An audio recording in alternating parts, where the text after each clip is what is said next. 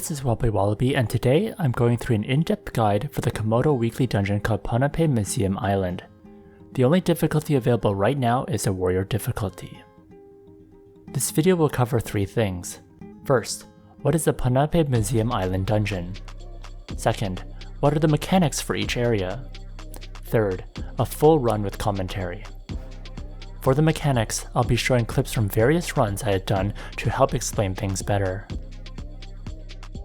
Thanks to my guild Zenith for their help in making this guide. They helped me run this dungeon multiple times and provided me with information. Additional shoutouts to other folks throughout this video. In your bag, the Traveler's Notes provides a lot of information on this dungeon, and I'll be using some of that information in this video. Now let's get started. First, what is the Ponape Museum Island dungeon? Here's the dungeon introduction. I'll summarize this since it's quite lengthy. This place is supposed to be an open-air museum for tourists, but this seems more like a tourist death trap.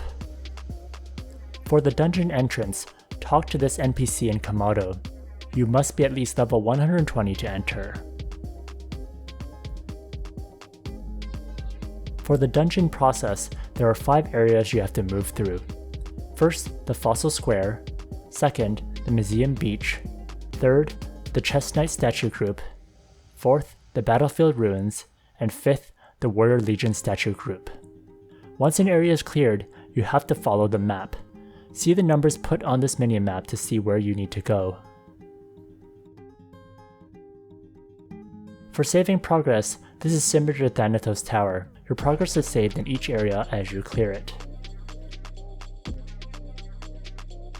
For revives, you get 30 per area, and it resets each time you clear the area or if everyone dies. For warrior difficulty, 30 revives is a lot, so you can revive pretty freely. For rewards, you only get this for clearing this once per week per account. If you're helping others and have completed it for the week, then you must find a party leader that has not cleared it to start the dungeon. The rewards will help you with ancient equipment, so this weekly instance is important to do.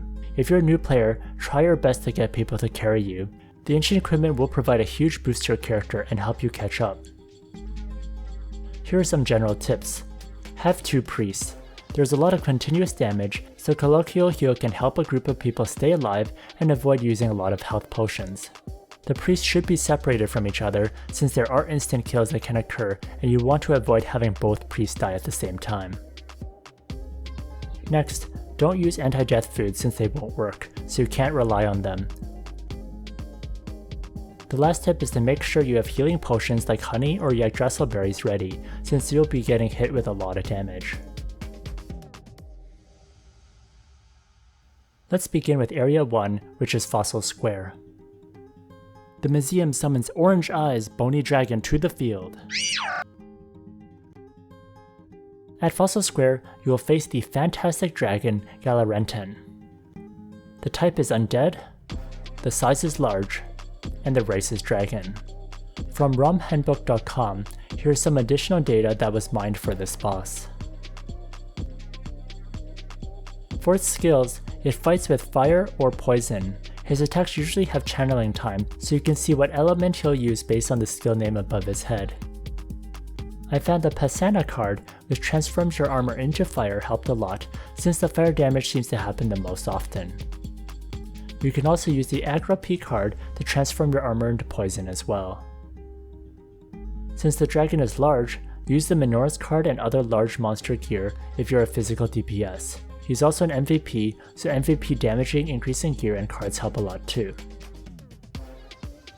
Also, the Green Petite card for dealing extra damage to dragons works too. Since it is undead, using holy and fire damage will deal double damage. As a priest, make sure you know who to give a Spiro to for making them do holy damage. Next, this large paragraph about the skill makes a lot more sense when you see it in action, so I'm going to summarize it with some clips. For the fire and poison marks, you can see it from the right bar. Here I have a fire mark and it will start to go towards 10. Once it hits 10, you will be petrified, so you're unable to move or use skills. You can only use items like potions. If you die, you get out of it, so usually it's better to die. The same thing happens with the poison mark. The petrified time lasts around 20 seconds, so it's a very long time. You can also stop the counter if you're hit by another element. For example, I had a counter for fire, then I got hit by the skill Poison Quake, and now I have a counter for poison. You do get damaged a bit from the switch, but it's not instant kill. Next, let's look at the Phantom Seed. The Phantom Seed is insane, and this is what makes this boss really annoying. 2 random people get the seed, one for fire and one for poison. After 5 seconds, it will explode, leaving a huge circle on the ground. I will call these death circles since they hurt a ton. You need to get out of these circles as soon as possible. If you had a fire seed, then your death circle will deal fire damage. If you had the poison seed, then your death circle will deal poison damage. These death circles will instant kill if you have a mark of the opposite element type as well. For example, if I had the fire mark and then I step on a poison death circle, then I'll die, and vice versa. When you see this indicator on your right sidebar, that means you have a seed and you need to get away from your teammates as soon as possible. If they don't have the marks or it's of the same element type, then it won't instant kill, but people should still get out of this death circle. After studying the recorded footage in depth, I came up with a possible solution. Everyone should agree to where people with Phantom Seed should go. For example, if you have the Fire Phantom Seed, immediately run to the top of the map, and if you have the Poison Phantom Seed, then immediately run to the bottom of the map. You never want these 2 circles to overlap, and you also want to keep as far away from other people as possible. A good neutral territory for ranged or squishy folks can be to the left or right of the map to avoid these death circles. Tanky hitters like Ruin Masters and Novice Guardians can stay near the dragon and hopefully not have to worry about these death circles. Here are the dragon's other skills. For a lot of these skills, there's a high channeling time, so that's when you get to have some free hits on this dragon. You should pay attention to the names so you can switch your mark as needed in case you're getting close to the mark of 10 and being petrified. Again, you want to be hit by the opposite element, so to remove a poison mark, I want to be hit by the Fire Breath or Fire Quake. Here are some tips for people being carried. If you're being carried, the best thing you can do is to watch your Phantom Seed indicator. If you have one, get away from people to avoid killing them. Also, to avoid wasting resurrection, make sure you avoid AoE and have good fire or poison damage reduction gear. Next is Area 2, Museum Beach. We need to protect the Museum Curator Kamiya, and you can do this by immediately going to the middle of the map in the second area to defend Kamiya right as it starts. There are frenzied monsters which come from the right side of the map. They will cast Frenzied Infection to increase the frenzy percentage. Kamiya has a frenzy bar. When it goes to 100%, then you automatically lose and you need to restart this area.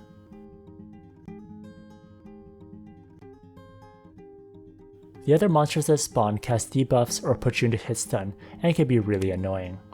The best thing to do is run up to Kamiya and just defend her. Try to focus on the frenzied monsters whenever they get near her. Here's a tip for people being carried. Run to Kamiya and try to target frenzied monsters, or use AoE to take care of the other monsters, so the DPS won't be stuck in hit stun. This area isn't too hard, so this gives you a break after that tough dragon fight. Next, Area 3, Chess Knight Statue Group.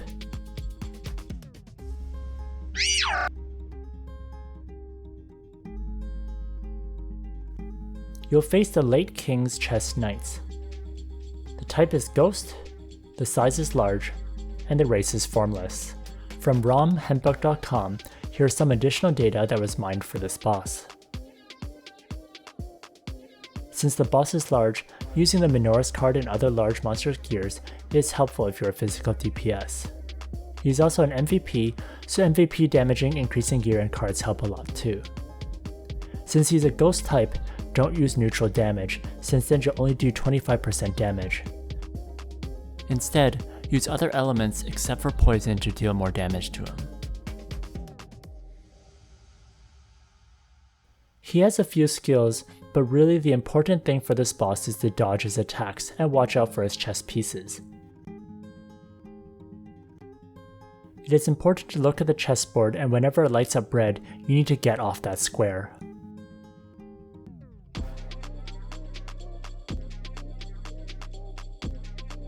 the chess pieces will move like a standard chess piece and deal damage in that area. If you stand on the same square as a chess piece, you'll also get damaged. The pieces are rook, knight, back, which is a queen, bishop, and soldier, which is a pawn. The traveler notes describe the movement if you don't know how chess pieces move. For the soldier, if it reaches the bottom of the board, it can transform into any of the other pieces. In this clip, we see the bishop chess piece moving diagonally and the chessboard has a red highlight. Make sure you get off that square as soon as possible. This boss is easier than the dragon. Just stay near the bottom of the chessboard to avoid the chess pieces and kill him. Make sure to dodge whenever you see the red highlights on the chessboard. A tip for people being carried is basically the same thing for other people. Just stay at the bottom of the board and dodge. Next is Area 4, Battlefield Ruins. You just need to clear all the regular monsters on this map. There is no target you need to defend like the beach, so you can slowly kill the monsters that are closest to you. This is the easiest area. One of the monsters will turn you into the Greatest General. While you are transformed into the Greatest General, you cannot attack. The effect will wear off after about 20 seconds. You can run away from the monster if you're transformed so they don't get free shots on you. A tip for people being carried is to run up first to be transformed into the Greatest General, so your stronger folks don't have to deal with this nonsense. Next is Area 5, Warrior Legion Statue Group.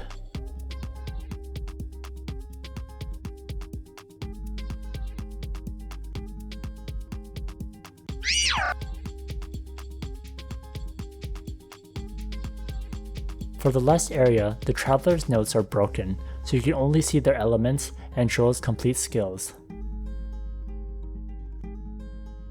This is really unfortunate, but luckily, Clarity from the Guild Bunny posted a Chinese version of the quest manual to see the missing skills and information. I have put this in the video. Thanks to Orihime for doing the Chinese translations to English so I can understand what the skills do. The last area has 4 bosses. Each boss is made up of 2 classes from Ragnarok Mobile. From the right side, you can see what 2 classes each is made of. Let's look at these bosses in detail. First is Joel. He's a Ruin Master and a Stellar Hunter. He's a Fire type, large size, and a demi-human MVP. Since Joel's element is fire, hit him with water attacks. Joel's skills include Extreme Cold Star Core, Lord's Aura, Set Trap, and Spiral Pierce. The Extreme Cold Star Core is especially annoying. Next is Pakarani, who is a Saint and a Chronomancer. She's a Holy type, large size, and a demi-human MVP. Since Pakarani is a Holy type, hit her with neutral attacks or with dark attacks.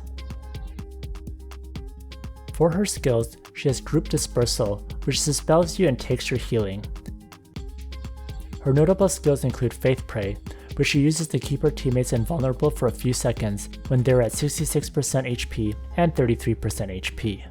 During this time, you can switch targets to damage someone else. Next is Space Silence. This designates an enemy, puts the targets and the allies within a 5-tile radius around them into a resting status. With this effect, you're unable to move and attack for 3 seconds, and the effect cannot be dispelled. Next is Nuka, who is a Dragon Fist and a Phantom Dancer. He's a Poison type, large size, and demi-human MVP. Since Nuka's element is poison, hit him with holy or with neutral attacks. For his skills, the notable skill is Group Disarm, which causes offensive skills to be disabled.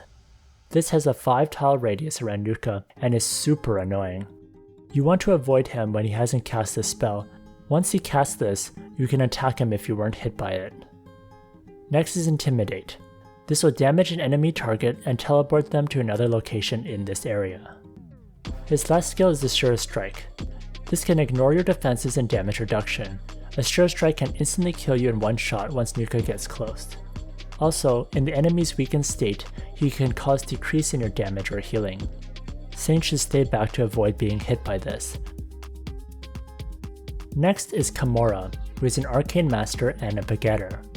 She's a ghost type, large size, and demi-human MVP. Since Comodo's element type is ghost, hit her with everything except for neutral attacks and with poison attacks. For her skills, her hell plants are annoying, since it can put you into hit stun. Comodo can summon hell plants which continuously deal damage and deplete SP of the enemies around them. Her meteor storm can also cause a lot of AoE damage, so avoid these when you see a giant orange circle on the ground which indicates where the meteor is gonna fall. Next, White Barrier can prevent all damage to herself except for ghost damage. And lastly, Amplified Magic Power gives her more magic attack. All the bosses here are large, so use the Minora's card and other large monster gears if you're a physical DPS. They are also all MVPs, so MVP damage increasing gear and cards helps a lot too. Demi-human damaging cards and damage reduction cards can also help. In my guild Zenith, the order to kill them is Nuka, Joel, Pakarani, and Kamora. The rationale behind this is to take out the bosses that pose the biggest threats to us first. Nuka's group disarm is the most frustrating to deal with, so we take him down first. After, we take out Joel due to his AoE. Then Pakarani and Kamora after that. In chat, you can use the first letters of their names to let people know the order. For example, you can say NJPC and people will know Nuka, Joel, Pakarani, and Kamora. If you have some other order, you can say that in chat too. Here's a tip for people being carried. Try to bait the bosses to target you for their skills. In particular, try to get Nuka's group disarm on you only while you're away from your teammates so they won't be hit by it. Next, let's see a full run. This video was recorded before I had investigated all the mechanics and tested things out, so some of the tips won't be followed here. This just gives you a rough idea of what a full run looks like. I'm with my guildmates from Zenith and we're about to have some fun. For Area 1, we run towards the dragon and start bursting him down.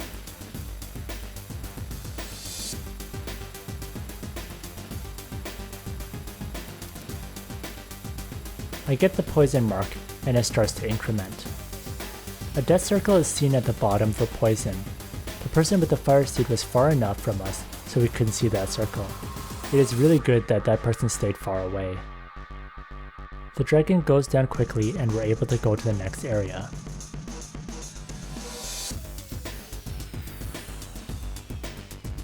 We run to the second area of the map and defend Kamiya.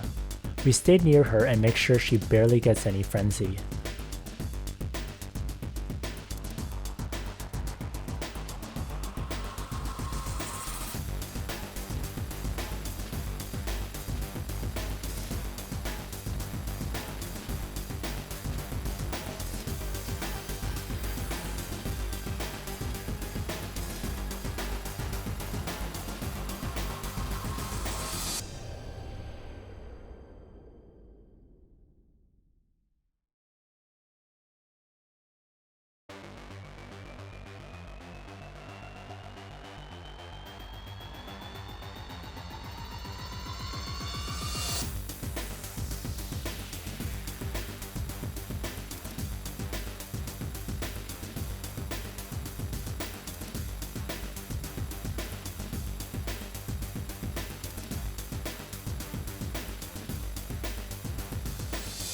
Next, we go to the third area.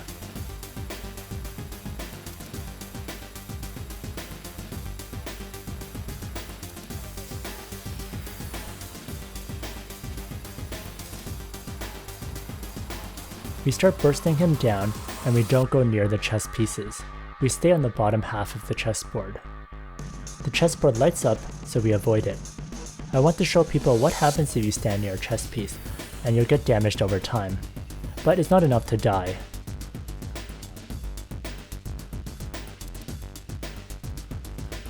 Next, we move on to Area 4.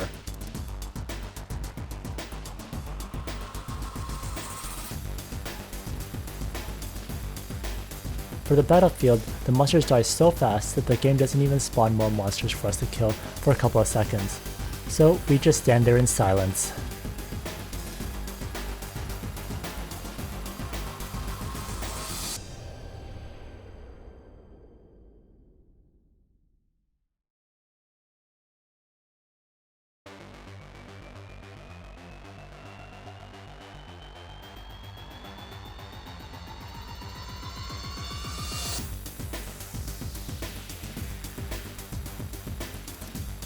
Last is Area 5. The Strange does a good job posting the order we should attack them in, so everyone knows.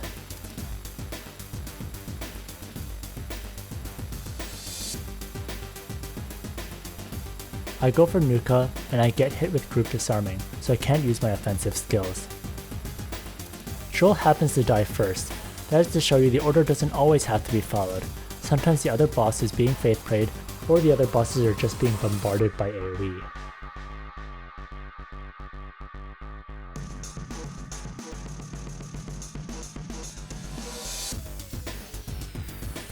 After, we go for Pakarani.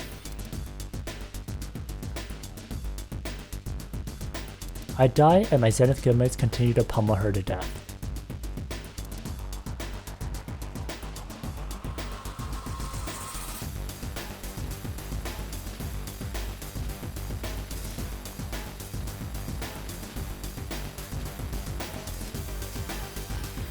She goes down, and Kimura is left.